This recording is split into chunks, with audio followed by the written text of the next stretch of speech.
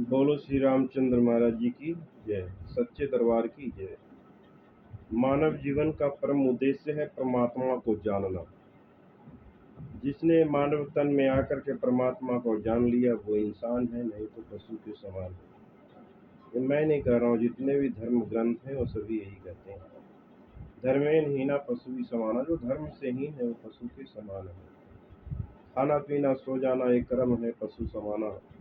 खाते हैं पीते हैं सो जाते हैं, जो कर्म ये पशु भी कर रहा है और मैं भी कर रहा हूँ, उसमें हमारे में क्या अंतर है। वो भी अपने बच्चे को पालता है, अपने बच्चे को देखभाल करता है, अपने चारा चरने के लिए दिन भर काम करता है, और वो हमसे अच्छा है क्योंकि वो अपने बच्चे को पालता है, लेकिन उससे कोई आस लगा के नहीं पालता। आज तो हम बच्चे को एक आस लगा के पालते हैं कि बड़ा होने के बाद मेरा बुढ़ापे का सहारा बनेगा, मेरा नाम रोशन करेगा।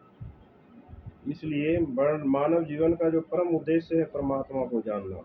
ना जानने के कारण ही इस तरह का व्यवहार हम करते हैं।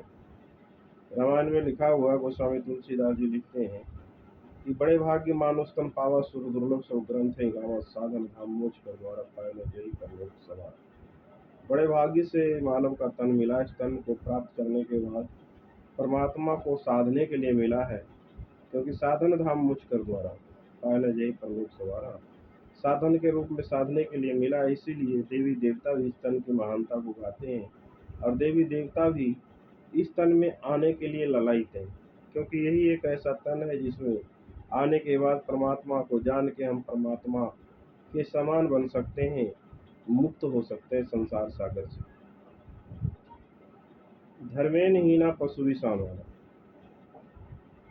ग्रंथों में आता है कि धर्मेन हीना पशु भी समाना, जो धर्म से हीन है वो पशु के समान है। पर यहाँ पे प्रश्न आता है कि धर्म की जब बात आती है तो हम तो धार्मिक हैं। कोई कहता है हिंदू धर्म का मानने वाले हैं, मुस्लिम धर्म को मानने वाले हैं, ईसाई सिख जैन बौद्ध।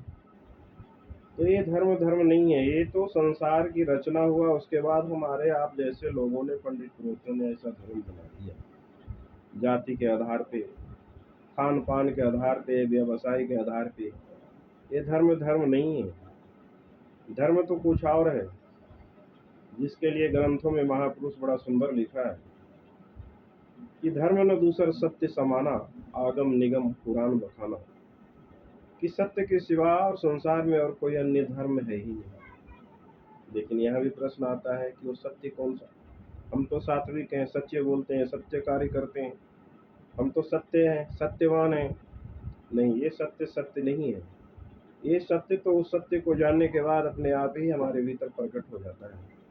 वो सत्य है शिव जी पार्वती जी से कह रहे हैं। गोस्वामी तुलसीदास जी लिखते हैं कि शिव जी पार्वती से कह रहे हैं, सत्य के बारे में बता रहे हैं कि उमा कहूँ मैं अनुभव अपना, सत्य हरि नाम जगत सब सपना।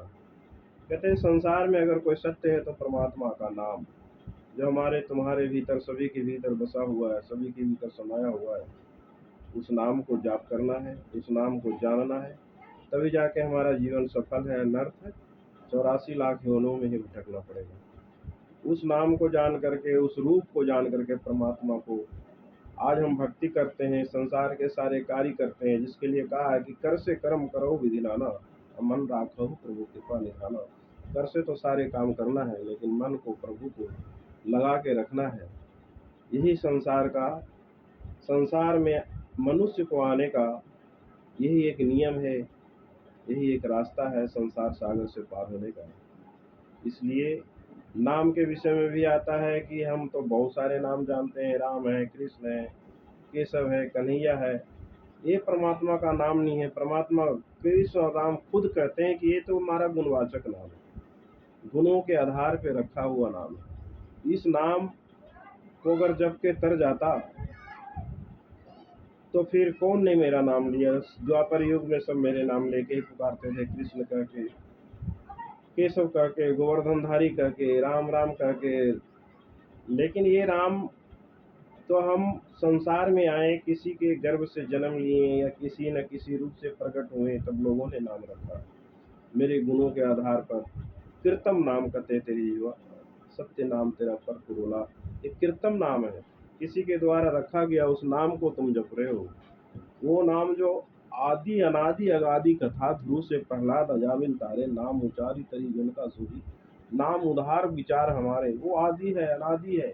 जब सृष्टि का रचना भी नहीं हुआ था तब भी वो परमात्मा था, तब वो परमात्मा का रूप था, तब वो परमात्मा का नाम था। उस नाम को जानना है, उस नाम रूप को जानना है, उसके बाद उसका ध्यान लगाना है, उसका साधना करना, तभी जाकर के हम संसार सागर से पार हो सकते हैं और मनुष्य का जो परम कर्तव्य है वो पूरा हो सकता है, संसार के सारे नियमों को, सारे कर्मों को करते हुए।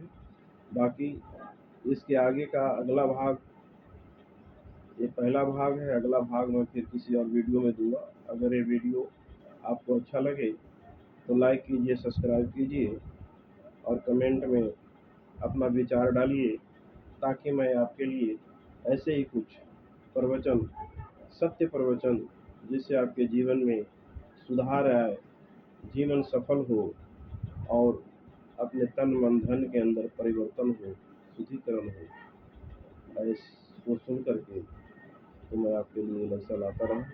धन्यवाद।